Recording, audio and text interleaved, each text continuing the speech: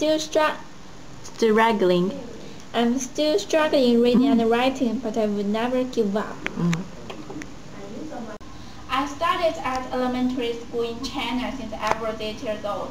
When I first introduced my name to my classmates, I was happy to explain its meaning. But after I told them my name, all of them seemed surprised and stared at me.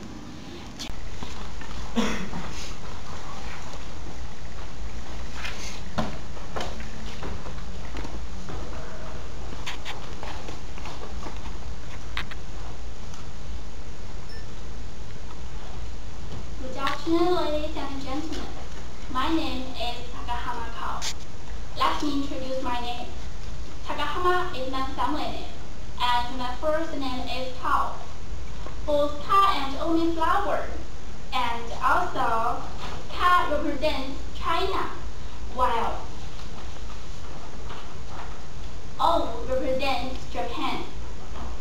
My grandfather named me for both countries because my father is Japanese and my mother is Chinese. I'm proud of my name. I studied at elementary school in China from when I was 8 years old. When I first introduced my name to my classmates, I was happy to explain its meaning. But after I told them my name, all of them seemed surprised and stared at me.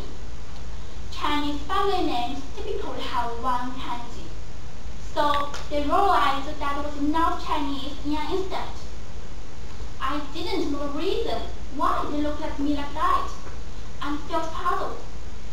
Since then, I have always felt a sense of alienation during my school years. At junior high school, a lot of students asked me out of curiosity, "Are you Japanese?" I replied to them that was not, because I wanted to be an ordinary girl. I certainly knew I was lying, and I disliked the situation that made me deceive my classmates and myself. I felt a sense of inferiority and gave up making efforts in everything. I despaired of finding my way in China, so I decided to study in Japan. I expect that I could change myself if my environment changed. Though my parents disagreed, I believed that I should decide my own life by myself. When I first came to Japan, I couldn't speak Japanese at all. I started studying Japanese in the 3rd grade of junior high. But I couldn't understand what the teachers were saying, nor what the students were doing. I couldn't get up the nerve to speak Japanese. I couldn't make friends to tell my words, nor get good marks at school. Every day I go to school and come back without saying anything. I felt so lonely that I doubted whether my choice was right. If I'm in China now, would everything be better? I had a very negative feeling and felt like giving up again. However, I have a dream too. It is to become a translator between Japanese and Chinese. Last year, I couldn't understand Japanese and had a hard time. But gradually I became able to communicate with schoolmates. I'm still struggling in reading and writing, but I will never give up. I have been a half Chinese in China and a half Japanese in Japan. But if I have my dream come true, then I can be double of both Chinese and Japanese.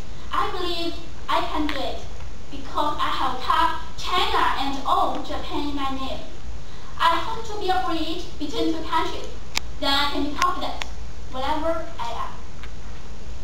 I myself chose to study in Japan, and the choice made me work much harder than if I were in China. When I look back, I remember not only hardships, but also happiness. And thanks to my teachers and friends who believed in and helped me. In China, they say, "Sun cannot hide the brilliance of pearl." In Japan, they say, "A diamond will never shine until it is polished." Now, I say, all things are difficult before they are easy. Here I promise I will never give up my dream. Thank you very much.